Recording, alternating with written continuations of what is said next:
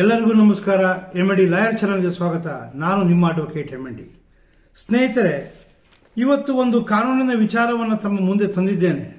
ಅದೇನು ಅಂತಂದ್ರೆ RTCಯ 5ರಿಂದ 8ರವರೆಗಿನ ಕಾಲಂಗಳ ಬಗ್ಗೆ ವಿವರಣೆ. ಸ್ನೇಹಿತರೆ, ಈಗಾಗಲೇ ನನ್ನ ಹಳೆಯ ವಿಡಿಯೋದಲ್ಲಿ RTCಯ 1ರಿಂದ 4ರವರೆಗಿನ ಕಂಬ ಸಾಲುಗಳ ಬಗ್ಗೆ ಅಥವಾ ಕಾಲಂಗಳ ಬಗ್ಗೆ ಈಗಾಗಲೇ ವಿವರಣೆಯನ್ನು ಕೊಟ್ಟಿದ್ದೆ. ಇವತ್ತು ಅದರ ಮುಂದುವರೆದ ಭಾಗವಾಗಿ 5ರಿಂದ 8ರವರೆಗಿನ ಈ ಒಂದು ಕಂಬ ಸಾಲುಗಳು ಅಥವಾ ಕಾಲಂಗಳ ಬಗ್ಗೆ ವಿವರಣೆಯನ್ನು ಕೊಡೋದಕ್ಕೆ ನಿಮ್ಮ ಮುಂದೆ ಬಂದಿದ್ದೇನೆ. ಸ್ನೇಹಿತರೆ, ಇದುವರೆಗೂ ಸಹ ನನ್ನ ಚಾನಲನ್ನು ಯಾರು ಸಹ ಲೈಕ್ ಮಾಡಿಲ್ಲ ಅಂತಂದರೆ ಈ ವಿಡಿಯೋವನ್ನು ನೋಡಿದ ನಂತರ ತಮಗೆ ಇಷ್ಟವಾದ ಸಂದರ್ಭದಲ್ಲಿ ಲೈಕ್ ಮಾಡಿ, ಅದೇ ರೀತಿಯಲ್ಲಿ ಶೇರ್ ಮಾಡಿ ಅಂತೇಳಿ ಸಬ್ಸ್ಕ್ರೈಬ್ ಮಾಡಿ ಅಂತ ಕೇಳ್ಕೊಳ್ತಾ ಈ ವಿಡಿಯೋವನ್ನು ಪ್ರಾರಂಭ ಮಾಡ್ತಾ ಇದ್ದೇನೆ. ಸ್ನೇಹಿತರೆ, ನಿಮ್ಗೆಲ್ಲರಿಗೂ ಚೆನ್ನಾಗಿ ಗೊತ್ತಿದೆ, RTC ಅಥವಾ ಪಹಣಿ ಎಂಬತಕ್ಕಂಥದ್ದು ಬಹಳಷ್ಟು ಮುಖ್ಯವಾಗಿರತಕ್ಕಂಥ ದಾಖಲೆ, ರೆವಿನ್ಯೂ ದಾಖಲೆ. ಈ ದಾಖಲೆಯ 1ರಿಂದ 4ರವರೆಗಿನ ಕಾಲಂಗಳ ಬಗ್ಗೆ ನಾನು ಈಗಾಗಲೇ ಸಹ ವಿವರಣೆಯನ್ನು ಕೊಟ್ಟಿದ್ದೆ. ಇವತ್ತಿನ ದಿವಸ 5ರಿಂದ 8ರವರೆಗಿನ ಕಾಲಂಗಳ ಬಗ್ಗೆ ಅಥವಾ ಕಂಬ ಸಾಲುಗಳ ಬಗ್ಗೆ ವಿವರಣೆಯನ್ನು ಕೊಡ್ತೇನೆ. ಸ್ನೇಹಿತರೆ, ಮೊದಲನೇದಾಗಿ ನಾವು ಈಗ ಹೋಗೋಣ 5ನೇ ಕಂಬ ಸಾಲಿನ ಬಗ್ಗೆ ಅಥವಾ ಕಾಲಮಿನ ಬಗ್ಗೆ ನಾವು ತಿಳ್ಕೊಳ್ಳೋದಿಕ್ಕೆ ಪ್ರಯತ್ನವನ್ನು ಮಾಡೋಣ. ಏನು ಹೇಳ್ತಕ್ಕಂಥದ್ದು 5ನೇ ಕಾಲಂ ಏನು ಹೇಳುತ್ತೆ? ಮಣ್ಣಿನ ವಿಧ ಅಥವಾ ಮಣ್ಣಿನ ನಮೂನೆ. ಏನು ನಿಮ್ಮ ಸರ್ವೆ ನಂಬರ್ ಇದೆ, ನಿಮ್ಮ ಸರ್ವೆ ನಂಬರ್ನ ಜಮೀನು ಹೊಂದಿರಬಹುದಾಗಿರ್ತಕ್ಕಂತಹ ಮಣ್ಣಿನ ವಿಧದ ಬಗ್ಗೆ ಈ ಒಂದು ಕಾಲಂ ತಿಳಿಸಿಕೊಡುತ್ತದೆ. ಅಂದರೆ ಆ ಒಂದು ಜಮೀನು ಯಾವ ಮಣ್ಣನ್ನು ಹೊಂದಿದೆ, ಮಣ್ಣಿನ ವಿಧ ಯಾವುದು ಅಂತ ಹೇಳಿ. ಉದಾಹರಣೆಗೆ ಹೇಳೋದಾದ್ರೆ, ನಿಮ್ಮ ಜಮೀನು ಕಪ್ಪು ಮಣ್ಣನ್ನು ಹೊಂದಿದ್ರೆ 5ನೇ ಕಾಲಂನಲ್ಲಿ ಕಪ್ಪು ಎಂಬುದಾಗಿ ಅಲ್ಲಿ ನಮೂನೆಯನ್ನು ನಮೂದು ಮಾಡಲಾಗಿರುತ್ತದೆ. ಅಂದರೆ ಕಪ್ಪು ಬಣ್ಣದ ಮಣ್ಣಿನ ನಮೂನೆಯ ಜಮೀನು ಎಂಬುದಾಗಿ. ಒಂದು ಪಕ್ಷ ಕೆಂಪು ಮಣ್ಣನ್ನು ಹೊಂದಿದ್ರೆ ಕೆಂಪು ಬಣ್ಣದ ಮಣ್ಣಿನ ನಮೂನೆಯ ಜಮೀನು ಎಂಬುದಾಗಿ ನೀವು ತಿಳ್ಕೊಳ್ಬೇಕು. ಅಂದರೆ ಇದು ಯಾವುದಕ್ಕೆ ಬಹಳಷ್ಟು ಮುಖ್ಯವಾಗುತ್ತಪ್ಪ ಅಂತಂದ್ರೆ, ಮಣ್ಣಿನ ವಿಧ ಅಥವಾ ಮಣ್ಣಿನ ನಮೂನೆ ನಿಮ್ಮ ಒಂದು ಜಮೀನಿಗೆ ನಿರ್ಧರಿಸಬಹುದಾದ ಕಂದಾಯವನ್ನ ಇದರ ಆಧಾರದ ಮೇಲೆ ನಿರ್ಧಾರ ಮಾಡ್ತಾರೆ. ಅಂದ್ರೆ ಹೆಚ್ಚು ಫಲವತ್ತಾಗಿರ್ತಕ್ಕಂತಹ ಒಂದು ಮಣ್ಣಿಗೆ ಹೆಚ್ಚು ಕಂದಾಯವನ್ನು ವಸೂಲು ಮಾಡ್ತಾರೆ, ಕಡಿಮೆ ಫಲವತ್ತಾಗಿರ್ತಕ್ಕಂತಹ ಒಂದು ಮಣ್ಣಿಗೆ ಕಡಿಮೆ ಕಂದಾಯವನ್ನು ವಸೂಲು ಮಾಡಲಾಗ್ತದೆ. ಸ್ನೇಹಿತರೆ, ಇದು ನಿಮಗೆ ಚೆನ್ನಾಗಿ ಅರ್ಥ ಆಗಿದೆ ಅಂತೇಳಿ ತಿಳ್ಕೊಳ್ತಾರೆ. ಈಗ 5ನೇ ಕಾಲಂ ಮುಗಿತು. ಈಗ ನೆಕ್ಸ್ಟ್ ಹೋಗೋಣ 6ನೇ ಕಾಲಂ.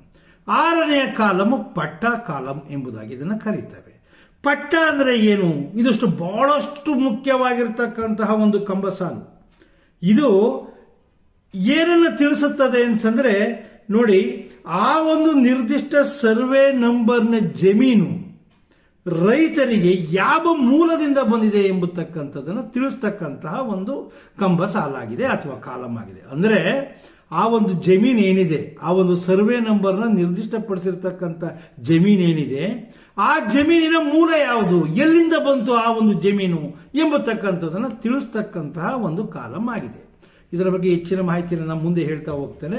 ನೀವು ಉದಾಹರಣೆಯಾಗಿ ತೆಗೆದುಕೊಳ್ಳಿ, ಆ ಒಂದು ಕಂಬ ಸಾಲಿನಲ್ಲಿ ಅಂದರೆ ಪಟ್ಟ ಕಾಲಂನಲ್ಲಿ ಸರ್ಕಾರಿ ಎಂಬುದಾಗಿ ನಮೂದಾಗಿದೆ ಅಂದರೆ ನೀವು ತಿಳ್ಕೊಳ್ಬೇಕು, ಇದರ ಮೂಲ ಅಂದರೆ ಈ ಒಂದು ಜಮೀನಿನ ಮೂಲ ಸರ್ಕಾರ ಅಥವಾ ಸರ್ಕಾರಿ ಎಂಬುದಾಗಿ ನೀವು ತಿಳ್ಕೊಳ್ಬೇಕು.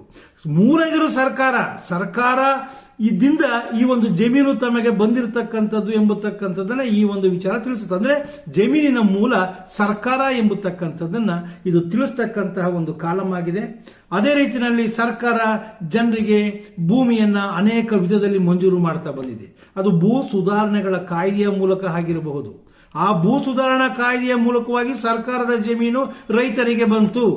ಆ ಒಂದು ಜಮೀನು ಒಂದು ಹಳೆಯ ಕಾಲದಲ್ಲಿ ಅಥವಾ ಹಿಂದಿನ ಕಾಲದಲ್ಲಿ ಗೋಮಾಳವಾಗಿರಬಹುದು, ಗೈರಾಣವಾಗಿರಬಹುದು, ಪರಂಪೋಕಾಗಿರಬಹುದು, ಈ ರೀತಿಯಲ್ಲಿ ಅನೇಕ ರೀತಿಯಲ್ಲಿ ಇದ್ದಂಥ ಜಮೀನನ್ನ ಸರ್ಕಾರ ರೈತರಿಗೆ ಹಂಚಿದೆ ಅಥವಾ ಸರ್ಕಾರ ರೈತರಿಗೆ ಮಂಜೂರು ಮಾಡಿದೆ. ಅಂದರೆ ಈ ಒಂದು ಜಮೀನಿನ ಮೂಲ ಸರ್ಕಾರ ಎಂಬತಕ್ಕಂಥದ್ದು ನಾವು ತಿಳ್ಕೊಳ್ಬೇಕು. ಪಟ್ಟ ಕಾಲಮಲ್ಲಿ ಸರ್ಕಾರಿ ಎಂಬತಕ್ಕಂಥದ್ದು ಇದ್ರೆ, ಅದೇ ರೀತಿಯಲ್ಲಿ ಸ್ನೇಹಿತರೆ, ಆ ಒಂದು ಪಟ್ಟ ಕಾಲಂನಲ್ಲಿ ಒಂದು ಪಕ್ಷ ಖಾಸಗಿ ಎಂಬತಕ್ಕಂಥ ಪದ ಇದ್ದರೆ ನೀವೇನನ್ನ ತಿಳ್ಕೊಳ್ಬೇಕು ಅಂದ್ರೆ, ಈ ಜಮೀನಿನ ಮೂಲ ಖಾಸಗಿ ಅಥವಾ ಇದು ವೈಯಕ್ತಿಕವಾಗಿರತಕ್ಕಂಥ ಜಮೀನು ಎಂಬತಕ್ಕಂಥದ್ದಾಗಿ ತಿಳ್ಕೊಳ್ಬೇಕು. ಈ ಜಮೀನಿನ ಮೇಲೆ ಮಾಲೀಕರಿಗೆ ಪರಿಪೂರ್ಣವಾದ ಹಕ್ಕಿರುತ್ತೆ. ಅವರು ತನಗಿಷ್ಟ ಬಂದಂಥವರಿಗೆ ಅದನ್ನು ಪರಬಾರೆ ಮಾಡಬಹುದು. ಅದೇ ರೀತಿಯಲ್ಲಿ ಕೊಂಡುಕೊಳ್ತಕ್ಕಂಥ ವ್ಯಕ್ತಿಗಳು ಯಾವುದೇ ಚಿಂತೆ ಇಲ್ಲದೆ ನಿಶ್ಚಿಂತೆಯಿಂದ ಆ ಒಂದು ಜಮೀನನ್ನು ಕೊಂಡುಕೊಳ್ಬಹುದು. ಪಟ್ಟಾ ಕಾಲಂನಲ್ಲಿ ಖಾಸಗಿ ಎಂಬತಕ್ಕಂಥ ಒಂದು ಪದ ಇದ್ರೆ ಸ್ನೇಹಿತರೆ, ಇದು ಸಹ ಎರಡನೆಯದಾಗಿರ್ತಕ್ಕಂಥ ಪಟ್ಟಾ ಕಾಲಂನ ವಿಧ. ಅದನ್ನು ಹೇಳಿದ್ದೇನೆ, ಖಾಸಗಿ.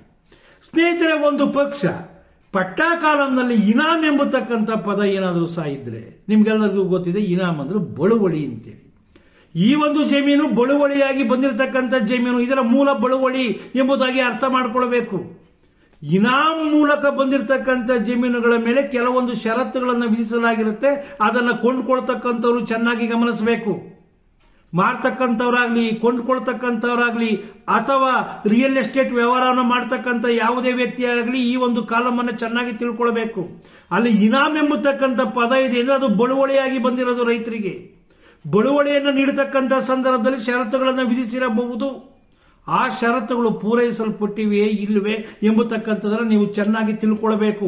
ತಿಳ್ಕೊಂಡು ಆ ಜಮೀನಿನ ಖರೀದಿ ವ್ಯವಹಾರವನ್ನು ಮಾಡಬೇಕಾಗುತ್ತೆ.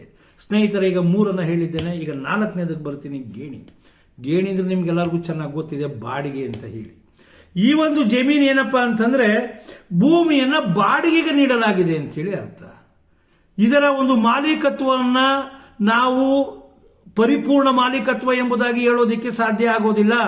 ಗೇಣಿ ಎಂಬತಕ್ಕಂಥ ಪದ ಪಟ್ಟಾ ಕಾಲಂನಲ್ಲಿದೆ ಅಂದ್ರೆ ನೀವು ಬಹಳ ಹುಷಾರಾಗಿರಬೇಕು.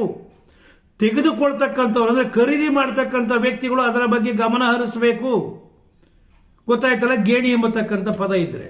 ಅದೇ ರೀತಿಯಲ್ಲಿ ಹಳೆ ಮತ್ತೆ ಹೊಸ ಶತ್ರು ಎಂಬುದಾಗಿ ಇರುತ್ತೆ. ಅದನ್ನು ಷರತ್ತು ಎಂಬುದಾಗಲೂ ಸಹ ನಾವು ಕರೆಯಲಾಗುತ್ತೆ. ಷರತ್ತುಗಳ ಮೇಲೆ ಭೂಮಿಯನ್ನ ಮಂಜೂರು ಮಾಡಲಾಗಿದ್ರೆ, ಷರತ್ತುಗಳ ಮೇಲೆ ಭೂಮಿಯನ್ನು ಕೊಡಮಾಡಲ್ಪಟ್ಟಿದ್ರೆ ಅಲ್ಲಿ ಹಳೆ ಮತ್ತೆ ಹೊಸ ಶತ್ರು ಎಂಬುದಾಗಿರುತ್ತೆ. ಆ ಒಂದು ಕಾಲಮನ್ನು ಸಹ ನೀವು ಚೆನ್ನಾಗಿ ಗಮನಿಸಬೇಕು. ಆ ರೀತಿಯಾಗಿರ್ತಕ್ಕಂಥ ಪದಗಳೇನಾದ್ರು ಅಲ್ಲಿ ಇದೆ ಅಂತಂದ್ರೆ ಆ ಷರತ್ತುಗಳು ಏನು ಅಂತ ಎಂಬುದಾಗಿ ತಿಳ್ಕೊಳ್ಬೇಕು. ನುರಿತ ವಕೀಲರನ್ನು ಸಂಪರ್ಕಿಸಬೇಕು. ಅವರಿಂದ ಮಾರ್ಗದರ್ಶನವನ್ನು ಪಡ್ಕೊಂಡು ನಂತರ ಮಾರ್ತಕ್ಕಂಥ ವ್ಯವಹಾರವನ್ನು ನೀವು ಮಾಡಬೇಕಾಗುತ್ತೆ. ಸ್ನೇಹಿತರೆ, ಅದೇ ರೀತಿಯಲ್ಲಿ ಇನ್ನೊಂದು ಮುಖ್ಯವಾಗಿ ಅದೇ ಪಟ್ಟಾ ಕಾಲಂನಲ್ಲಿ ಕದೀಮ್ ಎಂಬುದಾಗಿ ಒಂದು ಪಕ್ಷ ಇದ್ರೆ ಅದರ ಅರ್ಥ ಏನು ಅಂತಂದ್ರೆ ಕದೀಂ ಪಟ್ಟ ಎಂಬುದಾಗಿ ಕರೀತೇವೆ.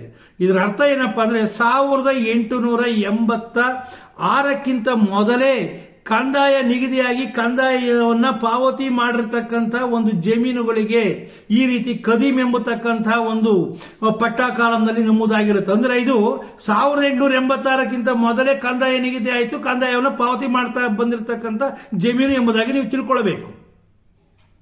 ಅದೇ ರೀತಿಯಲ್ಲಿ ವಸತು ಎಂಬುದಾಗಿ ಏನಾದ್ರು ಸಹ ನಮೂದಾಗಿದೆ 1886 ನಂತರ ಕಂದಾಯ ನಿಗದಿಯಾಗಿ ಕಂದಾಯವನ್ನ ಪಾವತಿ ಮಾಡ್ತಾ ಬಂದಿದ್ರೆ ವಸತು ಎಂಬತಕ್ಕಂಥ ಪದ ಇರುತ್ತೆ. ಇವೆರಡರ ಬಗ್ಗೆ ತಿಳ್ಕೊಳ್ಳಿ.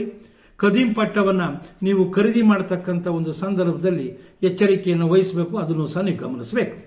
ಅದೇ ರೀತಿಯಲ್ಲಿ ಸ್ನೇಹಿತರೆ, ಇವೆರಡೂ ಆಯಿತು. ಒಂದು ಪಕ್ಷ ಆ ಪಟ್ಟಾ ಕಾಲಂ ಖಾಲಿ ಇತ್ತು ಎಂಬುದಾಗಿ ತಿಳ್ಕೊಳ್ಳಿ. ಆಗ ನೀವು ತಿಳ್ಕೊಳ್ಬೇಕಾಗಿರ್ತಕ್ಕಂಥದ್ದು ಇಷ್ಟೇ, ಖಾಲಿ ಇದ್ದಂಥ ಒಂದು ಸಂದರ್ಭದಲ್ಲಿ ಅದನ್ನು ನೀವು ಖಾಸಗಿ ಎಂಬುದಾಗಿ ನೀವು ಪರಿಗಣನೆಯನ್ನ ಮಾಡಬೇಕು. ಸ್ನೇಹಿತರೆ, ಈ ಒಂದು ವಿಚಾರವನ್ನು ನಿಮಗೆ ನಾನು ಹೇಳಿದ್ದೇನೆ. ಈ ಒಂದು ವಿಚಾರ ಪಟ್ಟಾ ಕಾಲಂನಲ್ಲಿರ್ತಕ್ಕಂಥ ಅಂಶಗಳನ್ನು ಗಮನಿಸಬೇಕು ನೀವು.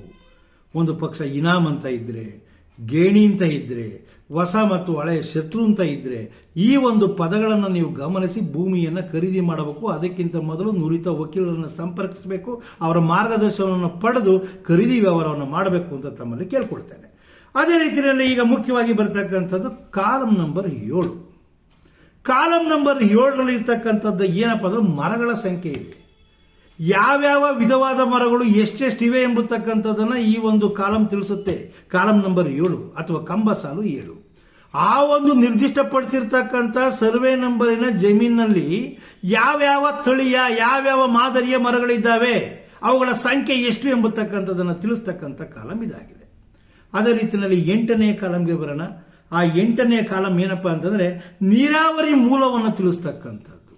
ನೀರಾವರಿಯ ಮೂಲ ಆ ಒಂದು ನಿರ್ದಿಷ್ಟಪಡಿಸಿರ್ತಕ್ಕಂಥ ಸರ್ವೆ ನಂಬರ್ನ ಜಮೀನಿಗೆ ಮುಂಗಾರಿನಲ್ಲಿ ಎಷ್ಟು ಎಕರೆ ಜಮೀನಿಗೆ ನೀರಾವರಿ ಸೌಲಭ್ಯ ಇದೆ, ಹಿಂಗಾರಿನಲ್ಲಿ ಎಷ್ಟಿದೆ, ಒಂದು ಪಕ್ಷ ಅಲ್ಲಿ ತೋಟ ಇದ್ರೆ ಬಾಗಾಯ್ತಾ ಇದ್ರೆ ಅಲ್ಲಿಗೆ ಎಷ್ಟು ನೀರಾವರಿಯನ್ನು ನೀವು ಪೂರೈಸಲ್ಪಡ್ತೀರಾ ಎಂಬತಕ್ಕಂಥ ಒಂದು ವಿವರವನ್ನು ಅಲ್ಲಿ ನಮೂದು ಮಾಡಿರ್ತಾರೆ. ಸ್ನೇಹಿತರೆ, ಗೊತ್ತಾಯ್ತಲ್ಲ, ನೀರಾವರಿಯ ಮೂಲ ಯಾವ ಹಿಂಗಾರಿನಲ್ಲಿ ಎಷ್ಟು, ಮುಂಗಾರಲ್ಲಿ ಎಷ್ಟು, ಬಗಾಯತಿಗೆ ಎಷ್ಟು, ಈ ಒಂದು ನೀರಾವರಿಯ ಮೂಲವನ್ನು ತಿಳಿಸ್ತಕ್ಕಂಥ ಕಾಲಮನ್ನು ಕಾಲಂ ನಂಬರ್ 8 ಎಂಬುದಾಗಿ ನಾವು ಕರೀತೇವೆ. ಅಂದರೆ ಮುಂಗಾರಿನಲ್ಲಿ ಎಷ್ಟು ವಿಸ್ತೀರ್ಣಕ್ಕೆ ನೀರಾವರಿ ಸೌಲಭ್ಯವನ್ನ ನೀವು ಕೊಡ್ತೀರಾ, ಅದೇ ರೀತಿಯಲ್ಲಿ ಹಿಂಗಾರಿನಲ್ಲಿ ಎಷ್ಟು ಎಕರೆ ಜಮೀನಿಗೆ ನೀವು ನೀರಾವರಿ ಸೌಲಭ್ಯವಿದೆ ಎಂಬತಕ್ಕಂಥದ್ದನ್ನು ತಿಳಿಸ್ತಕ್ಕಂಥ ಕಾಲಮು 8ನೇ ಕಾಲಮ್ ಆಗಿದೆ. ಸ್ನೇಹಿತರೆ, ಈಗ ನಾನು 5ರಿಂದ 8 ಒಟ್ಟು 4 ಕಾಲಂಗಳ ಬಗ್ಗೆ ವಿವರಣೆಯನ್ನು ನಿಮಗೆ ಕೊಟ್ಟಿದ್ದೇನೆ. ಈ ವಿವರಣೆಯಲ್ಲಿ ಬಹಳ ಮುಖ್ಯವಾಗಿರತಕ್ಕಂಥ ಕಾಲಂ ಬಗ್ಗೆ ನಾನು ಈಗಾಗಲೇ ಸಹ ಹೇಳಿದ್ದೇನೆ. ಆ ಕಾಲಂ ಯಾವುದಪ್ಪ ಅಂತಂದ್ರೆ ಕಾಲಂ ನಂಬರ್ 6ನೇ ಕಾಲಮು ಪಟ್ಟಾ ಕಾಲಮನ್ನು ಪ್ರತಿಯೊಬ್ಬ ಕೊಳ್ಳುವವರು, ಮಾರುವವರು, ರಿಯಲ್ ಎಸ್ಟೇಟ್ ಮಾಡ್ತಕ್ಕಂಥವ್ರು, ವಿದ್ಯಾರ್ಥಿಗಳೆಲ್ಲರೂ ಸಹ ಅದೇ ರೀತಿಯಲ್ಲಿ ಜಮೀನನ್ನು ಹೊಂದಿರತಕ್ಕಂಥ ಪ್ರತಿಯೊಬ್ಬರೂ ತಮ್ಮ RTCಗಳನ್ನು ಒಮ್ಮೆ ಪರೀಕ್ಷೆ ಮಾಡಿ ನೋಡಿ ಅಲ್ಲಿ ಏನಂತ ಇದೆ ಎಂಬತಕ್ಕಂಥದ್ದನ್ನು ತಾವು ನೋಡ್ಕೊಳ್ಬೇಕಾಗುತ್ತೆ. ಈ ಒಂದು ವಿಚಾರ ನಾನು ಇದುವರೆಗೂ ಸಹ ಕೊಟ್ಟಿರ್ತಕ್ಕಂಥ ವಿಚಾರ ಅಂದರೆ ನಾಡಿನ ಕಾನೂನನ್ನು ನಾಡಿನ ಜನರಿಗೆ ಸರಳವಾಗಿ ಅರ್ಥೈಸಬೇಕು. ಕಾನೂನು ಕಠಿಣವಾಗಬಾರದು, ಅದನ್ನು ಸರಳವಾಗಿ ತಮಗೆ ತಿಳಿಸಬೇಕು ಎಂಬತಕ್ಕಂಥ ಉದ್ದೇಶದಿಂದ ಆದಷ್ಟು ಎಷ್ಟಾಗುತ್ತೋ ಅಷ್ಟು ಸರಳವಾಗಿ ವ್ಯಾಖ್ಯಾನವನ್ನು ಕೊಡುತ್ತಾ ಅದನ್ನು ವಿವರಿಸೋ ಪ್ರಯತ್ನವನ್ನು ಮಾಡಿದ್ದೇನೆ. ಈಗ ನೆಕ್ಸ್ಟ್ ಮುಂಬರ್ತಕ್ಕಂಥ ವಿಡಿಯೋದಲ್ಲಿ ನಾನು 9ರಿಂದ 12ರವರೆಗಿನ ಕಾಲಂ, ಇದನ್ನು ಹೃದಯ ಭಾಗ ಎಂಬುದಾಗಿ ನಾವು ಕರೀತೇವೆ. RTCಯ ಹೃದಯ ಭಾಗ ಇದ್ದ ರೀತಿಯಲ್ಲಿ 9ರಿಂದ 12ರವರೆಗಿನ ಕಾಲಂಗಳು, ಅವುಗಳ ಬಗ್ಗೆ ನೆಕ್ಸ್ಟ್ ವಿಡಿಯೋದಲ್ಲಿ ನಾನು ನಿಮಗೆ ತಿಳಿಸ್ಕೊಡ್ತೇನೆ. ಅಲ್ಲಿಯವರೆಗೂ ಸಹ ಎಲ್ಲರಿಗೂ ನಮಸ್ಕಾರ. ಜೈ ಕರ್ನಾಟಕ ಮತ್ತೆ ಜೈ ಹಿಂದ್.